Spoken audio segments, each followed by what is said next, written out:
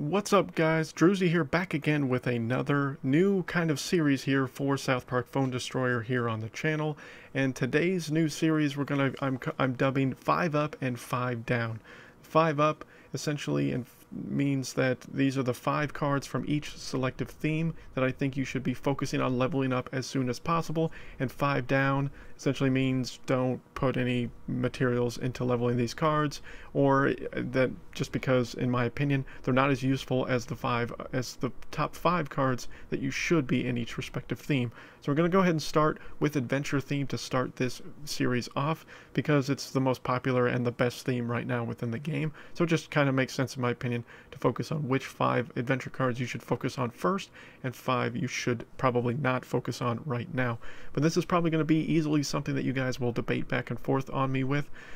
I think the 5 Up probably not as much, but definitely the 5 Down you might disagree with. But let me know down below in either category if you disagree with any of the selections that I'm making here. So again, we're going to start probably with the 5 cards you should focus on first, and then talk about the 5 you should not here later in the video. But for the first one to start off with, definitely Calamity Heidi should be one that you should focus on leveling up as quickly as possible, as Calamity Heidi is dubbed the mini tank because she has a ton of health, she's a low energy cost, she's got pretty decent damage, and just overall she's a very solid card, and as a common card will be easy to level and things like that. So almost every adventure player that has the adventure theme has Calamity Heidi in their deck, and they should, because Calamity Heidi is an extremely useful card, extremely good card to use within this game. So she should definitely be one of the first 5 you should focus on in this theme. The second one you should focus on from the adventure theme would be Smuggler Ike. Now, as I do these top 5, I would not say these are that you should do Calamity Heidi first, Smuggler Ike second, yada yada yada. That's going to be personal preference as far as which of these 5 you're going to want to focus on first. But Smuggler Ike definitely needs to be in this top 5 that you should focus on. He's the best assassin out of the 2 assassins in this theme. Well, I'm sorry, there are more than 2 in this theme, but out of the 2 main assassins that are used within this theme, Buccaneer Sally and Smuggler Ike, Ike is better, as I did do a showdown video between the 2 cards, and Ike did win that showdown. Primarily the big difference between him and Sally is his charged ability is just really nice. The fact that he gets that increased attack power over time is just makes him a little bit more effective, or way more effective than Buccaneer Sally in my opinion. But you definitely want to focus on trying to get Smuggler Ike leveled up and get him as strong as you can as quickly as possible, because it's just going to make your playing better for if you're rolling adventure theme in your deck. The next one that I would suggest you focus on is Deckhand Clyde. Now, Deckhand Clyde might be the most debated one out of the 5 I suggest for you to focus on, just because Deckhand Clyde, his war cry is so good and yet so bad at the same time. His war cry, the ability to damage one enemy for a ridiculous amount of damage, as you see mine currently at 18 of 25 is 347, but then his enemy leader damage is only 35. Now it's going to be completely random if he's going to hit an enemy or the new kid, but situationally Deckhand Clyde can help you finish off a bar if you need to. As far as his actual potential, he's not the greatest fighter in this theme or in this game at all, but his war cry I think puts him above, because it's almost a secondary spell. If you hit the right unit with the war cry, you can eliminate that unit from the battlefield, and you could possibly give yourself an energy trade-off. Then his damage and health are yet to be desired, in my opinion, that there are better fighter options at that point for those 2 categories.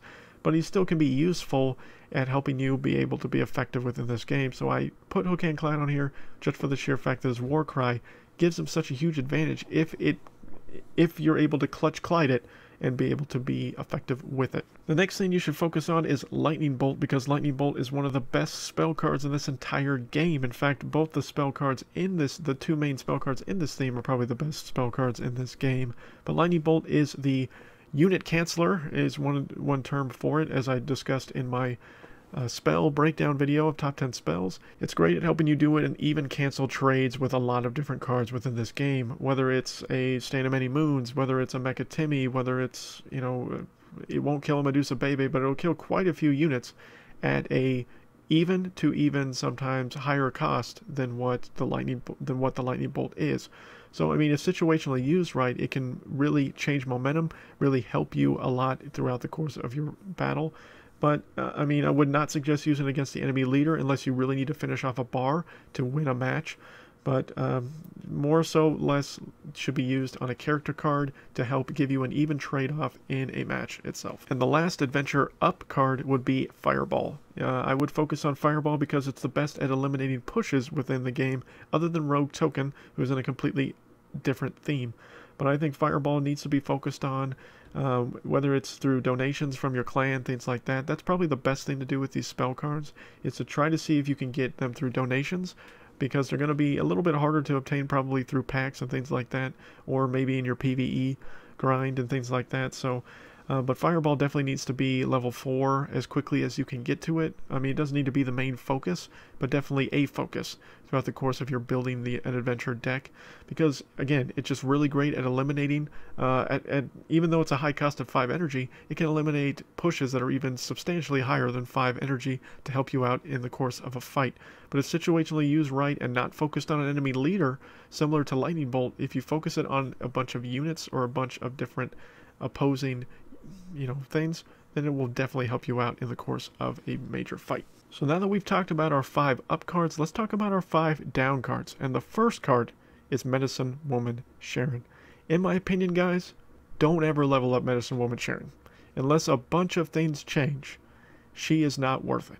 At a 4 energy cost, all she does as her charge ability is heal, which could be nice, but I guarantee you, as you get higher level and especially in the Legendary Arena, you will probably never, ever, ever see her played.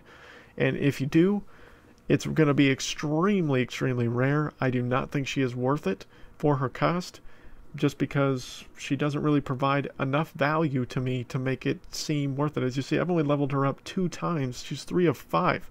I learned very quickly on that Medicine Woman Sharon does not need to probably be touched at all. Maybe someday when I have, an ungodly amount of materials and I've leveled up all the other cards, maybe I'll try to screw around and make some kind of weird heal deck with her or something like that. But in my opinion, right now within the game, as I'm recording this video, Medicine Woman Sharon is by no means worth spending materials on right now. So I would just, I can't say anything really good about her. If you guys can think of something, let me know, but I don't think a lot of you really will, because she's just a terrible card, and I think I would advise you to stay away from her right now unless something drastically changes with her in the future. My next card that I would suggest you guys stay away from is Deckhand Butters.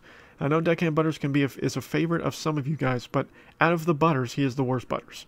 He is the most expensive Butters. There are 2 assassins that are much less expensive and much more useful, in my opinion, than Deckhand Butters is. Yes, his Death Wish is nice. He heals, which can be really nice, and a solid amount of healing. As you see, I'm only 7 of 15. He can heal for 274 damage, or 274 health, which is really, really nice. He can also heal your new kid as well at a much lower amount of heal.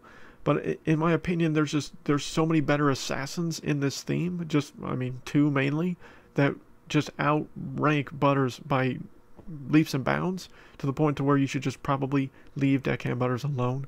If you guys really, really want to level him up, he's not the worst choice out of the other 3 we're going to talk about here.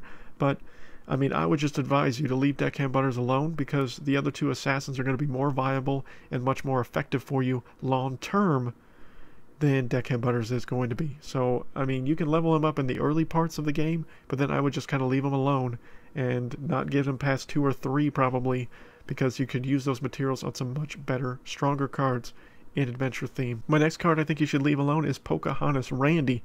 As you can see, 2 of 5 on the upgrades, because Pocahontas Randi, although has the fastest attack speed out of any adventure card in the game, the summon unit Randis right now are not effective enough, in my opinion, to be wasting materials on. I know some people might use Pocahontas Randi, and you might use him in the early part when he's level 1, because he could still be useful, but at a high energy cost of 5, and just the fact that it feels like it takes forever to get those swarm units to spawn out, he's just not worth it to me, guys. I think you could, again, use your materials in a much better situation and in much more useful cards than Pocahontas Randi, so I would just leave Pocahontas Randi alone. There's not a lot of positives to take away from him, in my opinion. As a fighter card, there are better fighter cards in this theme than Pocahontas Randi, so, I mean, it just kind of eliminates him, in my opinion, from being useful out of the options in this theme. So just leave Pocahontas Randi alone, guys. In the grand scheme of things, it will be better for you long term. This one might be debated as well, as far as another 5 down. Outlaw Tweak. I've seen Outlaw Tweak in the higher levels of PvP. I don't deem him as useful as some of the other range cards within this theme. I think he's one of the worst range cards in this theme. He's not the worst.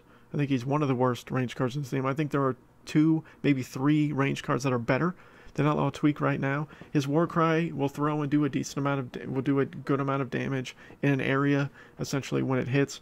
But, I mean, to me, it's just not worth it. The fact that he's a 4 energy cost and some of the other range cards in this theme are a cheaper energy cost already give it an advantage in that right. Yes, it's a common card, so that gives it him a little bit of wiggle room, just because it's going to cost less to level him up.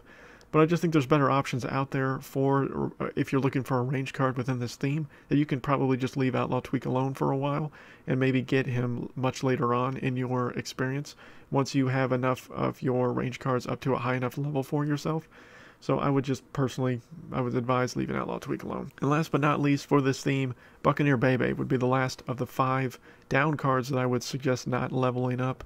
And a lot of people, like myself, leveled her up pretty early on when she was first unlockable within the game, because a lot of us were thinking, man, you know, the fact that she can, you know, get a kill and then increase her overall attack damage was a really nice thing. And technically her ability could be extremely useful if used at the right time. She's a phenomenal card for PvE. Just the fact that she can just kill swarm units so easily and then just get an insane amount of damage and then poke on the enemy leader if you can keep her alive. But her attack speed is so ridiculously slow that that's what really hurts her. I think that if Buccaneer Baby had a faster attack speed, she would be really, really good. But the fact that her attack speed is so slow, and to be honest, I don't recall off the top of my head what it is, but I think it's one of the slowest in the adventure themes, and the fact that the adventure theme thrives on fast attack speed just puts her at a disadvantage within this theme. And again, there are 3 other range cards in my opinion that are better than Buccaneer Baby from this own theme. So again, she needs to be probably not focused on right now. But that's pretty much my 5 up, 5 down video for you guys here today. Starting off with the adventure theme, we're going to go through the other 3 major themes.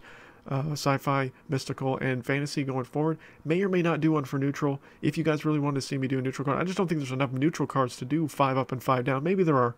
I guess we'll see as we go through here right now. But let me know down below what you guys think of this breakdown. If you agree, disagree with the 5 cards I chose for the up and 5 cards I chose for the down, or if there's any I should have added and or removed, you know, vice versa, whatever, from each of these, you know, categories.